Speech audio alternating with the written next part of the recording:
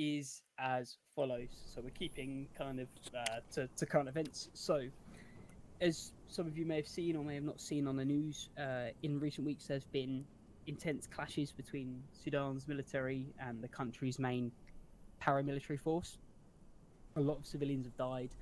A lot have been fleeing for safety, and you may have seen like videos about UK forces going in to secure civilians, diplomats, etc. In our world, in our poachers Milton world, um, the UN forces have now been deployed to northern Sudan to quell the violence and to try and enforce an uneasy ceasefire that's maintaining for now, though already due to the violence, a lot of pockets of refugees and also those paramilitary militia fighters have crossed the southern border of Sudan and into South Sudan, which is where we find ourselves. Um, in recent weeks, the refugees have been attacked by the militia, and the militia that have crossed the border have also been exhausting the supplies of like small farmsteads and villages, and using those supplies to kind of set up caches so that they can conduct like quick actions across the border and then flee back to camps and caches, I should say, in South Sudan. So, as part of the UK's ongoing commitment to UNMISS, which is the UN's mission in South Sudan, the United Kingdom have deployed a small detachment of the 2nd Battalion Royal Anglian Regiment, which is obviously us. We're going to be assisting the UN forces in, securing the northern border of South Sudan. Like I said last week, for those of you that have been in the unit for some time now, since like 2019, 2021, Dunant is like a recurring South Sudan deployment. So, hey, it's where we find ourselves now in the Near Kala region. So, what's the situation for us then tonight? What's our mission? Well, we've been receiving reports from civilian population that some paramilitary slash militia forces are setting up camp down to our south, near the slaughterhouse that you can see on your map. That area slaughterhouse is kind of what it is on the tin, like a local business for the surrounding villages.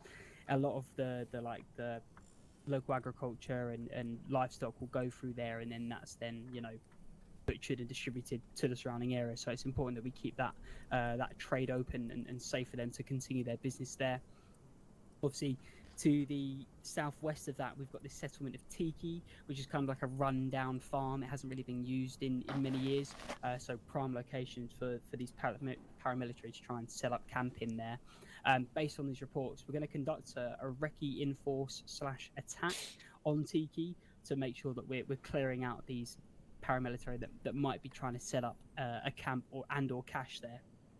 So the first phase tonight will be for us to move through the RVs that I've marked. We'll be moving on foot just because of the distance from us to the objective, and also the terrain, as you might be able to tell from the scattered map markings, is quite poor for vehicles in this area. So we're going to move on foot through RV1 to RV2 to the FRV.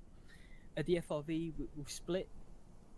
I'll take an assault group on the route that I've marked in blue on what is essentially a right flank, to move on to Tiki and clear the two main barn structures that are on Tiki, whilst a support by fire group that will be Gardner and McAndrew on the GPMGs, and maybe we'll have a 2IC when we dictate a 2IC to provide support by fire onto Tiki. Either from the position I've marked, there's like a boundary fence running that you might be able to see on the map. I've just kind of scribbled it out there for you. So set up on a boundary wall, or alternatively maybe pushing onto this downslope here, just to get a little bit of elevation. Key things to be aware of: this elevation feature in and of itself, if I was an insurgent force, extremist force, this might be a good lookout to see what's leaving the airfield. So the second we step off the airfield, we need to be kind of scanning this area in particular, just keeping our wits about us. Equally, this high point to the east of the objective, again, if I was the paramilitary setting up in the camp there, I'd probably position some spotters high up on that feature there. That would be phase one, will be the clearance of Tiki to clear any extremists or paramilitary off of that position. After that, we'll push through this little, I want to say saddle, but it's not really saddle, more of a valley here, and moving on to slaughterhouse, just to reassure the workers that are there, to have a chat with them and see if we can garner any further information about perhaps any more paramilitary movement in the area. Once we've done that, we'll then just move back, probably direct route to the airfield, and we'll call Index. I'm not sure if he's back on, but as and when Boxer call sign becomes available, he is on. I'll get him up and task him just with some ISTAR of Tiki, so we have an idea of kind of enemy disposition on that location.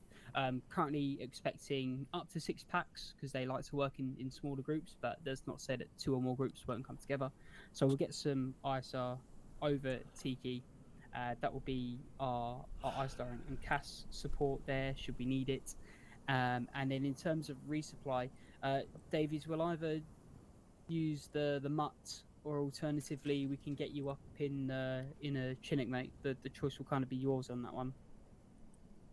Obviously, I've got no external taskings for the Chinook at the moment, so you would be kind of on a thumb twiddle. But yeah, so entirely your choice. In terms of resupply of packs or ammunition, just same detail there, gents. It'll be either the mutt, which is the unmanned ground vehicle. We'll load up the supplies on that and just bring them forward to a position that we can, resupply from. If you become a T4 casualty, there's only a small number of us. I'll be doing frequent head checks, so I'll look to see who's here, who isn't here. But in recent weeks, we haven't really suffered too many T4 casualties, touch wood. So we should be okay. But if we're all on our A game, skills and drills are clean. As I say, there's enough of us here where we can all kind of make sure that all locks are covered and we can keep in good communication, so we shouldn't run into any issues. But like I say, if you do go T4, come back into the shed, resupply here. If you need further resupply, try and let me know. Avoid side chat. We should be in short range radio use, so you should be able to ping me that way, and we'll get it all squared away. So I believe Dennis is taking off now, so we'll just let him do that. Whilst Dennis gets up in the air, does anyone have any glaring questions, or are we all okay for the time being? So there is no civilian presence at Tiki itself? No civilian presence at Tiki itself, but there should be civilian presence at Slaughterhouse, because like I say, that's just where they work from. Right. I would recommend, if you haven't already, in addition to the 6-7 magazines you should be carrying, taking perhaps an extra 5 and or 6. We're a smaller group, so we'll need to compensate for that with more munitions. Equally, if you're in a position to carry extra 7.62 for GPMGs, then please do so. Any volunteers currently for the 2IC role, or am I going to volunteer someone?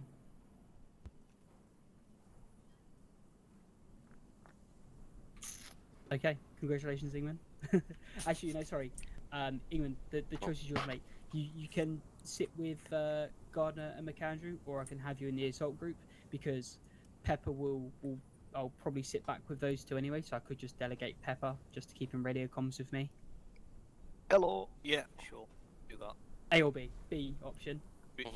Okay, so Pepper, if I need to talk to the gunners or bring them forward, you'll be my port of call, although we should be doing everything over the short range, so McAndrew, Gardner, just listen in and you'll kind of work out where I need you when I need you. If I go T1, we'll pass that on through succession to Ingman. If Ingman goes T1, we'll pass it on to Bacardi, and then after that we'll be up shit creek. So you should be up shit creek one step before that. yeah. We'll work out. See, without Tony Travis, a bit short on the PNCO front, but we'll work it out. Okay, so the time now for us local on server is 5 minutes to 8. So if we kid up for figures 5, and then once we've done that, I'll set an order of march and we'll get ready to go. Okay. Fantastic. So ammunition, grenades, and then we'll step off in 5 minutes. Miller, do you have everything you need? Or do you Sometimes contact in the